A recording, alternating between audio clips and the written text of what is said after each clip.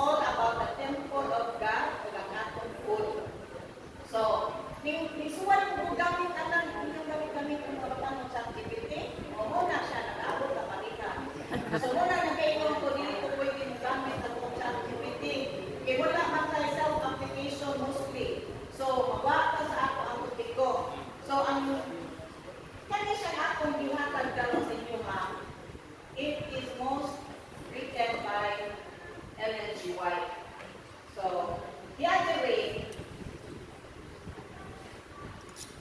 if any weakens their power, so indulgence of appetite, they decrease the power of influence through making themselves imperfect. So, ang sabihin ko, no?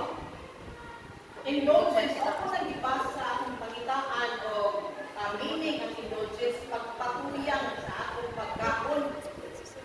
Kana bitang kung salay atong gusto, sige, ako na kita. And we are placed on the vantage ground of the redeeming power of Jesus Christ. Aron kita makagawad sa kagawasan, ikan sa atong pagkaulit sa sala na resulta sa pagkapukan ni Adan. So, unsay resulta sa pagkapukan ni Adan? O ni siya atong masala. Then we can only value ourselves kung ato una-unahon na kami dahil ato ang kinabuhi, ipalit na atong lawas sige. Bayar Wala ano? na kayo sa gibasa. Ipalit na, meaning, dili na niya tuan. Ginoo na. Diba? Yes. So, vantage ground. We are placed on a vantage ground. This also taken from the word advantage. So, busang kita sa Ginoo. At ang advantage na diin kita, mas makasabot, mas makahimo o insaktong desisyon para sa atong kinabuhi. O, kinahanglan, atong pa ni Ellen G. White, let us refrain. Magtingnan nato ang atong kagalingon. Una, sinful eating. Guilty, dili. Guilty. Sinful dressing. Guilty, dili. Guilty. And refrain from violating the laws of health and daily respect. So, dili lang based sa atong Biblia, nasa tayo mga balaod dito sa doktor, di ba? Asa po atong doktor dito si July. Kinsa man yung kasuway ng pa-check up dire, mawa pa kasuway. Wa pa kasuway pa-check up. Sa no. So, unsa may pangutana sa doktor? Sam gikaon. Ha? Unsa imong gikaon ni pero may mo na kinsa may na ay history sa imong mga. Diba? No? So kinsa may sakit ani sa imong mga meaning Sakit stapon. magkuyo kita kung sa imong gikaon, kung sa imong history. Sumutuo ba mo nga hereditary ang sakit? No. Yes. No. Very good. So, healthy lifestyle, good. Kaya no, kung sa'y nagkatunan sa ilahan, labi yung atong inahan, kung may labi yung lata o tubig, wala po ito'y nagkatunan sa anak. So, kung sa'y nagkaon dito sa ilahan, wala po ito. Pinagkakusan sa anak, wala po ito'y ilang kaunon mo, wala po ito'y nagkatunan.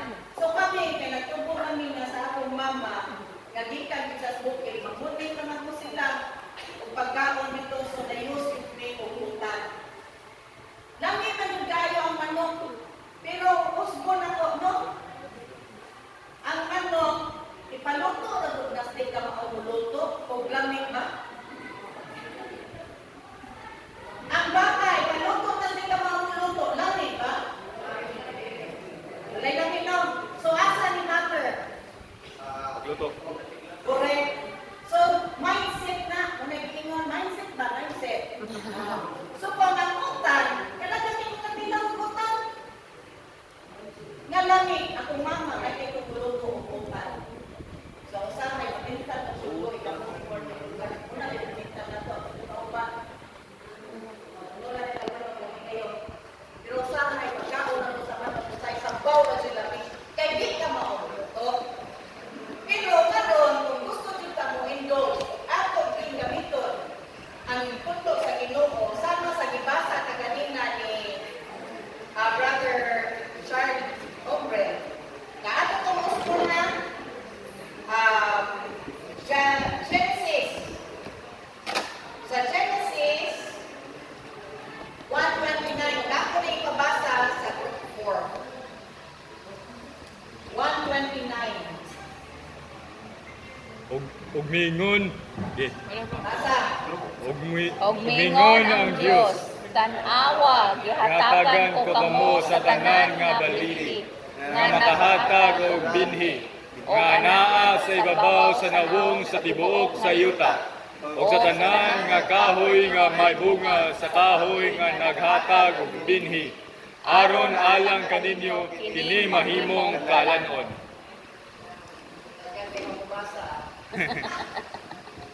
Ito? No? So, kami atong ipamati karon. Mayroon ka galing na doon na mga batanon. Pero kani mga batanon, hindi rin yung palit sa budget. Oo. Isa yung palit sa budget. Mama, So, kisa kiti.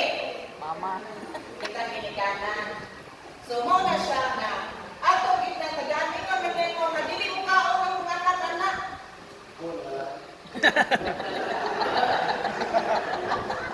Ana, uratan na lang nagpapos. Pero karon kay sakay, sample naman ang ginikanan. Sa denta, ato din tas buyog. Di ba? Ato din tas McDonald's. Wala ka tibaw. Nga tungod sa atong pag-deposit ana every day. Sama sa pag-deposit tas bangko. Lagi siya interest, no? So, magsakit ka denta, nyamana na ba ka? Ginoo, ano nangyari na ko? Wala sa tagapunta na, Ginoo. Saan gito ako ikaon dito sa adlaw eh? No? So, niya mo man, mo na gingon sa Ginoo, at hindi dyan pwede nga magkasakit ka. Kay mo na nakasala naman lang ka. So, mukon din siya, kay ikaw man na pag hindi nakabisitahan. Sakit na din, hindi nakabisitahan, hindi na nakabisitahin. May bukos na dayo. So, kung na dito kayo bukos. Diba? So, naano niya itong ibasa mo na niya, para sakit-sakit hindi siya. The apostle entreats his brethren to consecrate their bodies to God. When we pursue the course a lesson mental, physical, vigor in eating, drinking, or in any of our habits, we dishonor God. Sa daw? Sakit, no? We dishonor God, for we rob Him of the service He claims for us. So kung magkasakit na tayo, hindi naman kita makamisyon. Diba? As I said, mga batanon, plus kamo, wala mo yung mga ipamati, niyanan ako before. Karon, practice. Because practice makes Perfect. perfect. Huwag naman ko iingon nga, sa to? Lisod, no? Lisod. Pero kung naanin niya, dinatong din sa lipuntan nun, mahal ang kilo sa kalbasa, sa palya. So siguro na magluto din palya, makabundo na ko ninyo. Dagan kayo na pala pag maagi, makaluto tao, langit. O diha akong learn, and I want to share this from you also. From Mrs. Peña Florida, kabaw dito ka lamig, siguro may kapanuan na sa tuhas, oyster sauce. Bawal kayo pa ako ng oyster sauce, di ba? But, do you know na ay mushroom oyster sauce? So, di ba? So, dagan kayo pamaagin na magpalamig sa itong mga pagkaon, discarding na lang dyan ang kulang. So, ako lang yun sa i-practice kada adlaw. Mahimo ra yun din nato. So, this is the challenge for all of us. Make daily eating process in form of fruits, vegetables, water, exercise, and rest. And second, withdraw from harmful habits like excessive sugar, processed food, sedentary living. So, kanya siyang processed food, asa may na-consider na doon sa ako ikaw na bilog. Noodles. Halo-halo. Ha? Noodles, kanang mga sardinas, kanang mga Canned goods. Meatloaf. Kapatay gabi. So, kung isang ingon nila nga sedentary living, wala sa tayo activity. Gabi ko na sa tawa, sa lakaw-lakaw. Muna siya. So, ikatulo, and to commit a lifestyle that reflects kwan. So, sa iyo Baguman siya. Dadi ra. mao na siya ang pagkaon sa iyang maghatag nato nga mga plant-based. Amen. So, to commit a lifestyle that reflects God's original plan. Because health is not just living longer. It's about living better. To serve more, love deeper, and reflect Christ's spirit. So let us invest in our health because when we do, we invest our mission, our joy, and eternity. According to our new General Conference President, Pastor Ayrton Kohler, our church needs to focus on the mission and grounded on the Bible. This is the reason we can be considered the people of the book. Apilson ko na And you know why? Because we teach the book, we preach the book, and by God's grace, we live according to this book. So, thank you nga ako sa inyong cooperation sa pagbasa. So, mamukala po ninyo. Who is with me? Who is with me to start a healthy lifestyle and be a better us? Ay, walang kasabot ako ba? Isay mo po yung tako, nga mag-start na ako healthy lifestyle. Ako, kay matay na ko hapit. So ako pinahalo, sa sunod siguro, huwag pa man yun, no? So sa sunod sa patio, hindi na ito mag-start. Okay ba? Vegetables na, vegetables. And next Wednesday, dahil ako sabi ko, nagbubuti ko kanina, nagawal-balik kasi ang ako po na short, na ipaandan ko rin yung ilang kasimana na imod, bumili ka, hindi ka pwede. So, in connection with our healthy lifestyle, na ako'y ihatag sa every group. And what we'll do in this week, nakatuog naman siguro more nakasuway yung magic meat. Oh. Magic meat? So, no? So, magic meat, kung ato lang kalito nito sa member, magkay na siya. Pero, ang paagi sa pagluto niya, ibuko lang niya ka-person, ako'y nilagay mo isupak-supak sa atan. So, every group, sa usa ka pack is 1 kilo.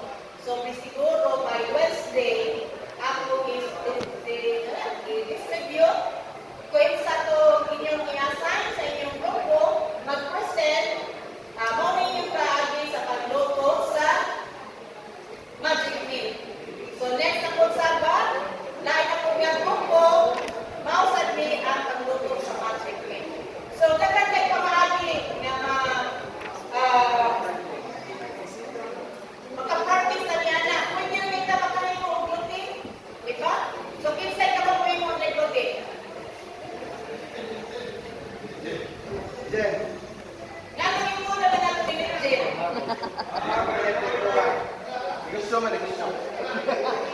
Okay. Pero, siguro Brad, pero siguro, Brad, no, kung hindi na mo share din sa itong kaalam kung saan pag-imong o gluten.